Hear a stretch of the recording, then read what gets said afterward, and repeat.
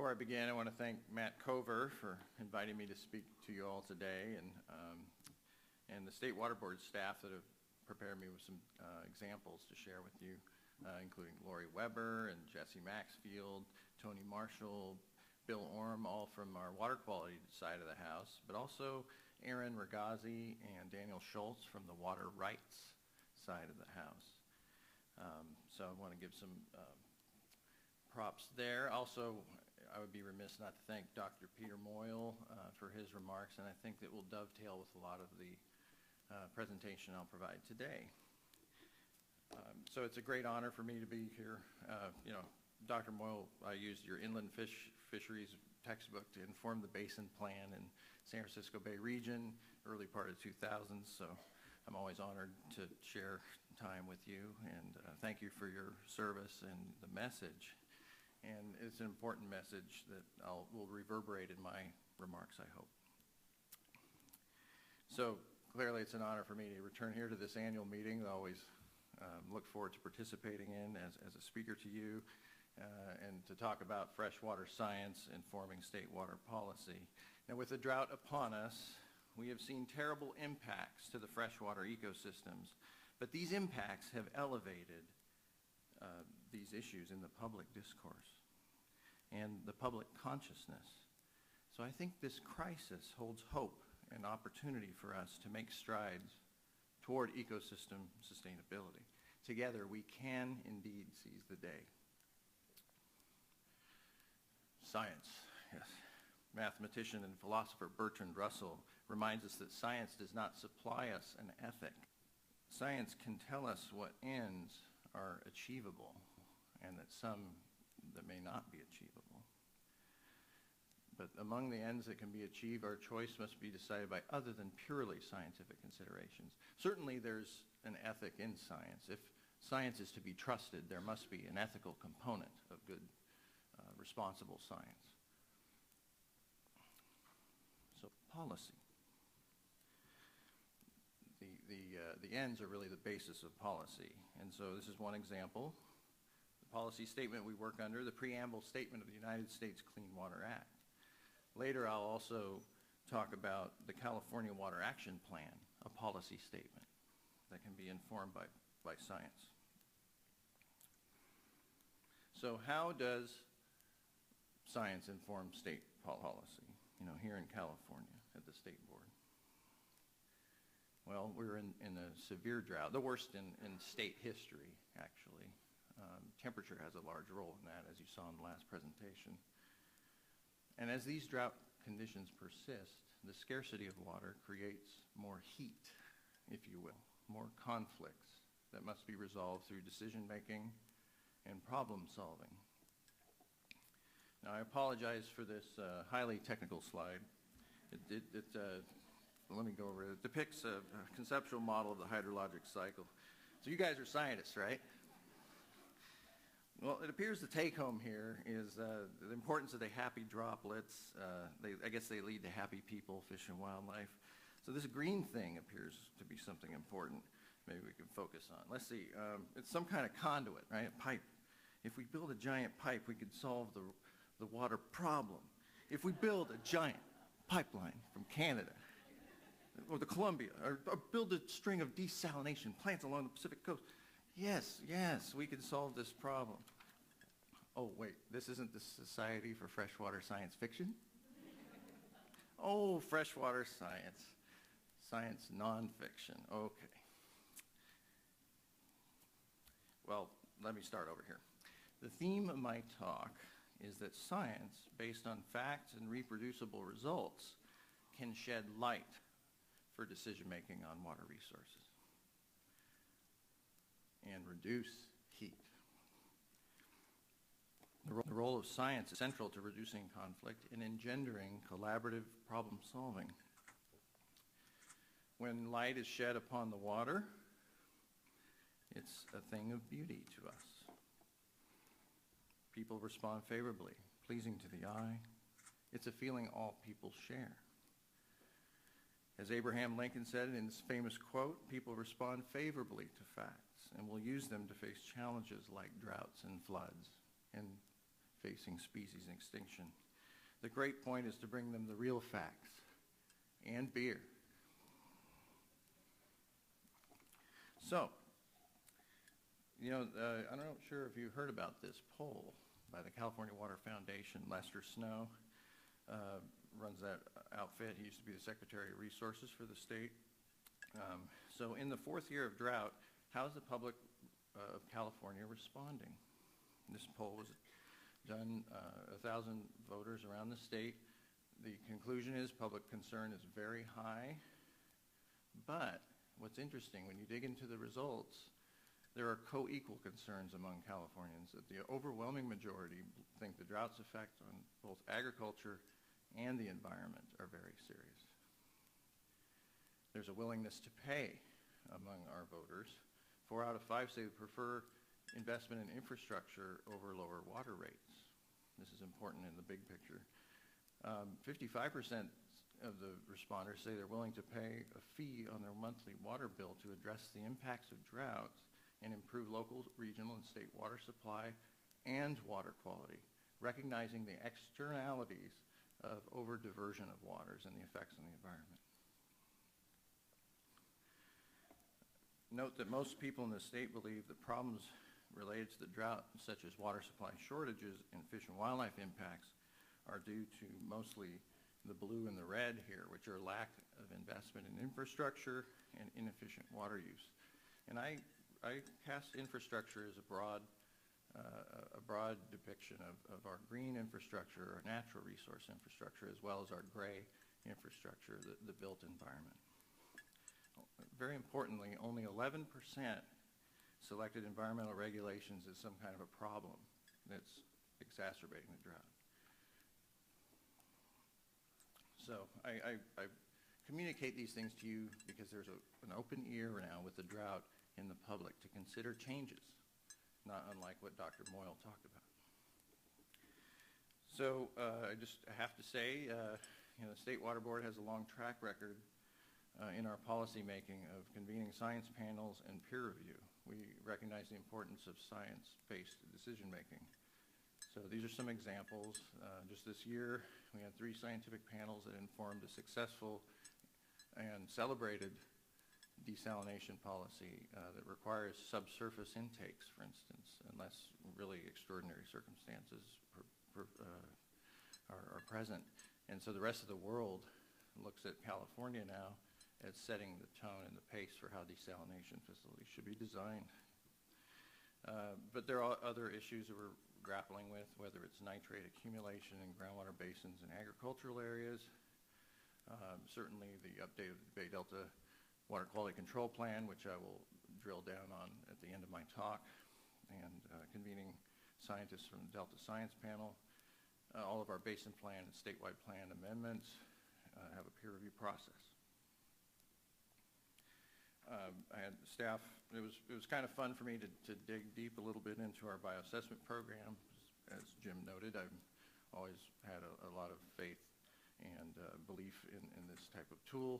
Actually, as a sidebar, I am an engineer, a licensed engineer, but I had an undergrad in biology, and I've always been drawn to the bioassessment techniques because it's kind of like engineering biology with indices and that sort of thing. So nothing wrong with that. It's not pure science, but it's science-based. So, for instance, and you may have heard this yesterday from our staff, but some examples where bioassessment are used as numeric targets in causal assessments in the Garcia River watershed in the North Coast. In the San Francisco Bay Area, we delisted the Napa and Sonoma Creek watersheds for nutrients based on algal bioassessment. The Squaw Creek TMDL in the Tahoe Lahontan region has a numeric target based on the bioassessment metrics. San Diego region, who you heard from earlier today, has started using the wetland permitting, the 401 CERT work for a certain highway project, looking at bioassessment in the project area, the impacted area, and also the proposed mitigation sites to guide decision making on whether the intended effects have been achieved. Other examples, we've heard about San Diego River causal assessment down there, Also, LA region placed several water bodies on the 303D list based on the bioassessment data. And many of the stormwater monitoring programs in our NPDES stormwater program around the state, that would be San Francisco Bay, LA, Santa Ana, and San Diego regions have bioassessment monitoring. Well, what's coming up? I want to draw your attention to the California Water Action Plan. There's 10 actions that this administration is committed to, and 2 of those actions, actions 3 and 4, are directly related to the work you do as freshwater scientists, achieving the co-equal goals for the Delta, which is water supply reliability and Delta ecosystem protection and restoration, as well as protecting and restoring important ecosystems. And one thing I want to point out with the action plan is it stops pitting water users against each other and recognizes that we need to align with the water cycle, that technical diagram that I provided earlier in the talk. So I think you also heard earlier in the conference that we're moving forward with our biointegrity plan to create more consistency and statewide in the use of the CSCI in regulatory monitoring and assessment programs. And I would note the wetland policy scheduled to be adopted next year is intended to improve our 401 regulatory program and bring this into alignment with federal programs, but strengthen protection of those elements of the water system that aren't covered by the federal programs, such as headwaters. You know, the monitoring programs in this policy reflect input from the notable scientists in the field. And then I'll wrap up the talk with talking about phase 4 of the Delta Water Quality Control Plan, Bay Delta. So the action plan really intends to create more local self-reliance and integrated water management and balancing of beneficial uses, which are all important. And there's a rather sophisticated concept here, that this idea of regional self-reliance and state assistance. It's sophisticated look at state and local roles and the governor's idea of subsidiarity and the delegation of responsibility to the local level. This plan might be more of a promise than a plan. It's a statement of priorities to hold us as state agencies to. So far, I believe it's working. Number 1, conservation, a way of life. I think you can see real results in the last 2 years in terms of people's use of water. You know, it's rare to have all these things in one place. This idea of all the above instead of either or. From water supply of all kinds to drinking water to ecosystems. But why are they all here? It's because California and its people need and value them all. It's also rare for a governor to take all of this on, but he is in his 4th term, so there may be some courage that he has because of that. Anyway, these are some bullet items from the actual Water Action Plan. I just draw this to your attention because this is a place, a home for this kind of work to find its way into policy. We need freshwater scientists to document project effectiveness and inform adaptive management. We need freshwater scientists to advise the State Water Board on flow criteria in the Bay Delta Plan, that idea of having minimum flows below dams that Dr. Moyle talked about. Action number 4 is rich, is replete with commitments of this administration.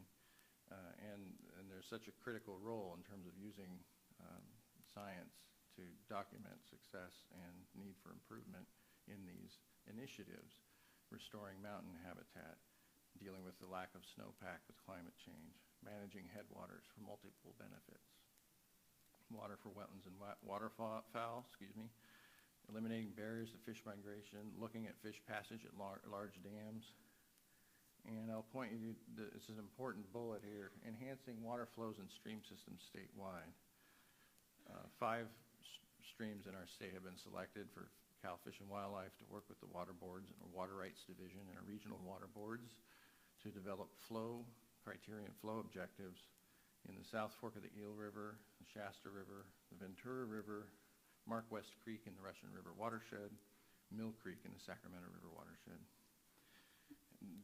I'll talk about the example of quote-unquote phase 4 to try to illustrate some of where this work might go. Ultimately, these are all bullets out of our action plan, and achieving ecological goals through integrated regulatory and voluntary efforts, recognizing that a lot of stewards out there can get work done without having to be told to do it. We're really seeking every possible approach to motivate folks to change a little bit here and there to be able to meet multiple benefits and not just single purpose water management. Briefly, I'll just mention that in our policy development for wetlands, we've engaged the highly respected scientists. We're closely coordinated with the California Water Quality Monitoring Council, informing us on areas for monitoring wetland and riparian areas. The mitigation bank documents are science peer reviewed. Obviously, the wetland delineation methods we propose. And for those interested in this area, the RAMP and the CRAM are being elevated and recognized as standardized monitoring protocols and approaches that can now be used to have comparable data statewide, which is pretty important. When we talk about meeting the conservation goal, for instance, of meeting the 25% mandate, in order to do that, we had to have good data, and we had to have a standardized way of reporting and organizing, analyzing, and presenting water use data in the state. And that was non-trivial, but because we invested in that standardization, we get consistent data statewide, and we can make those bold assertions that, yes, indeed, we saved 27.1% relative to 2013. So in the time I have left, which I need to check, maybe 5 minutes or so, I want to dig deep into this area on the Bay Delta, because some of this work is going to hopefully reverberate in the future years to standardized approaches to developing flow criteria and flow objectives in a collaborative manner, multi-stakeholder effort to really, as one of your state board members, I really have two guiding lights, guiding principles for my compass, and that is looking ahead. We should, number one, wherever we can, mimic natural processes, and number two, foster collaboration. So for me, my value system goes along those two lines. If we're going to be successful in having sustainable water resources, mimic natural processes and foster collaboration. So in terms of how science would be used to inform policy into phase 4, I don't want to get you down to the details of why is it phase 4, other than to say phase 1 is the San Joaquin flows, phase 2 is the Sacramento flows, phase 3 is the water rights changes that go with implementing those new flows, and then phase 4 is a set of recommended flows and flow regimes, timing and magnitude, with different water year types or water year conditions for the Delta tributaries. And this is a map of those tributaries that are under consideration. And we're working closely with scientists to develop the approach. So you can see, going up as far as Clear Creek, and then all of the tributaries and rivers in the Sacramento Valley, and down toward the Sacramento area, and American River and Puta Creek, and so forth. The phase 4 effort includes the development of flow criteria and flow objectives. Flow criteria provide technical basis for the development of flow objectives, but don't have a regulatory effect. The flow criteria don't consider the costs of providing this water or the competing uses of the water. They identify the range of in-stream flows needed to ensure the viability of aquatic dependent species and to support geomorphic processes and to create and maintain habitat. So they would consider the needs of each tributary's flow-dependent aquatic organisms and emphasize the protection of threatened and endangered species. Flow criteria would be used to inform the development of regulatory flow objectives. Flow objectives would be developed to balance and protect public trust resources and other beneficial uses of water, such as agriculture, municipal and hydropower uses. And they'll be tailored to each individual tributary to address the unique hydrologic and geomorphic characteristics, the public trust considerations, and other beneficial uses of water. So it's envisioned that the tributary-specific flow objectives will be developed by the State Water Board as a component of the tributary-specific policies or regulations that come out of the Bay Delta Water Quality Control Plan updates, which, by the way, are based on mimicking natural processes and fostering collaboration. There's a lot of info on this slide. Hopefully you'll be able to use it as a homework or as something you can keep as a reference. But I'll just say that the Delta Science Program was engaged by the Water Board to develop a recommendation on how to go about the process of setting flow criteria and flow objectives. And that was in 2013. An independent science review committee was convened. And actually, by last year, we got a 7-step approach that was recommended. So I just want to go through this quickly. An important part to begin with is the classification system. Again, some foundational, some standardized approach that then we can use as a foundation to move forward with not just this area of the state, but all river systems. And then hydrologic analyses that give us flow regimes for different blocks and examine historical changes. We'll assess whether site-specific field work is needed to ground truth, which is often the case. Have you all heard of the ELOHA or the IFIM methods? That's interesting. Oh, okay, we have one. Okay, there. Okay, just want to make sure. Well, I should read aloud what it refers to. I think I have it here. It's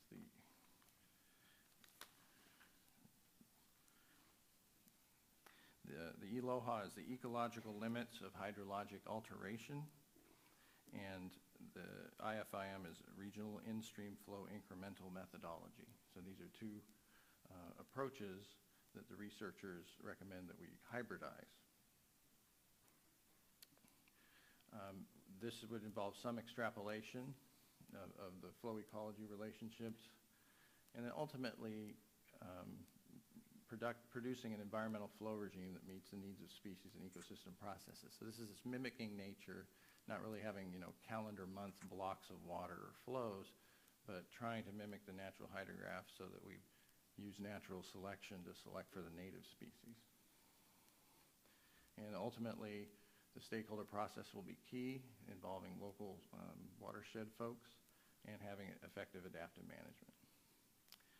So real quickly, this is a classification system that's getting underway. I'm not sure if you can really read the legend, but SWRCB is working with UC Davis to sort of meld their stream classification ideas. And you see it's kind of similar to some of the earlier talks today about categorizing water. Here we've got it classified into snowmelt, combined snowmelt rain, transitional snowmelt, pure rain, groundwater inputs in this particular system up in the Tehama area, and the ephemeral rain and the transitional groundwater inputs. So this is a way to go about standardizing the basis for the hydrology, and then we move forward with the ecosystem layers. Here's a nice picture of Deer Creek. We'll just say that as we move forward, the results of the pilot study that we're conducting will be used in the development of regional flow criteria in Phase 4. They'll inform and streamline the process of developing tributary-specific flow objectives that will be incorporated into policies and regulations. So, parting thoughts for you. The science provides the light for our decision-making, and it reduces the heat.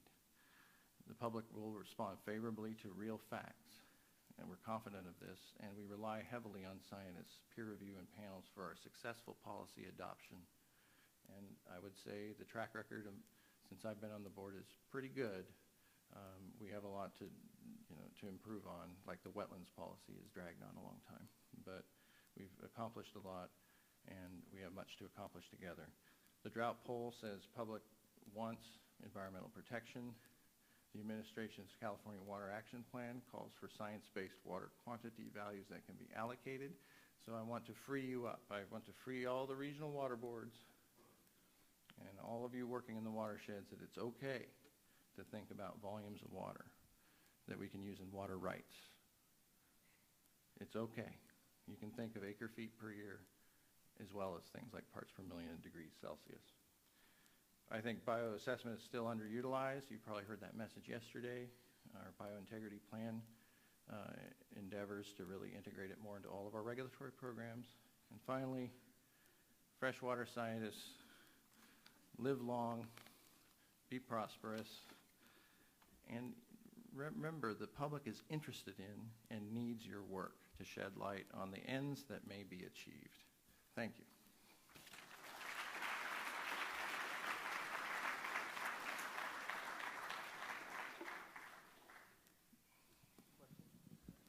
Steve, right in here.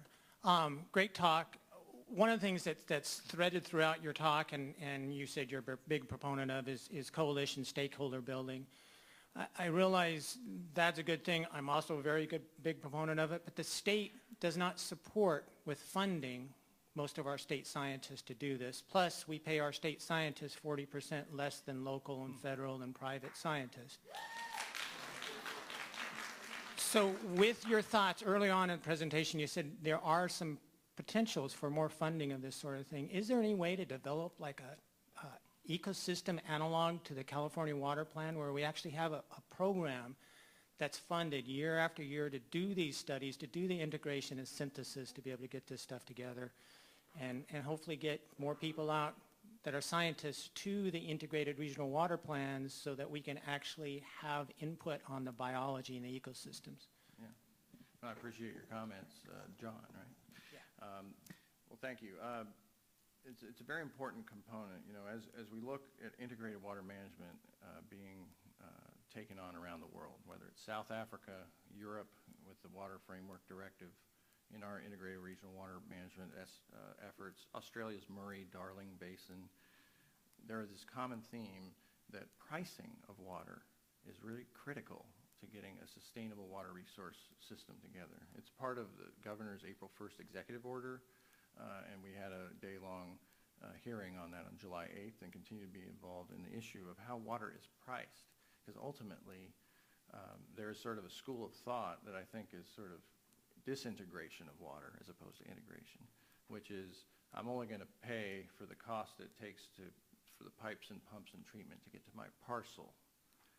Whereas there's another school of thought, which is the integrated water management concept, which is water should be priced to take into account everything it takes to provide clean water to this tap or to this area, including watershed management that creates that clean source water, and the externalities associated with diverting the water, the environmental impacts that are externalized and not represented in the pricing system. So when you talk about the daunting challenge of funding all of these efforts, we do need to be cognizant of the ability to capture revenue from those who benefit from the water that is delivered. And what that does is it compels us, I believe, is my belief, one board member, to band together, local government, state government, non-governmental organizations, and send this common message that yes, the water bills are going up, but we're going to be more efficient by combining our different water management structures so you'll get better value. And we band together and we send a common message to the ratepayer that yes, this is really the true cost of water, and here's why in a transparent way. And it involves all those aspects you bring up in terms of having qualified scientists that can do the work and provide the science that sheds light on our decision making.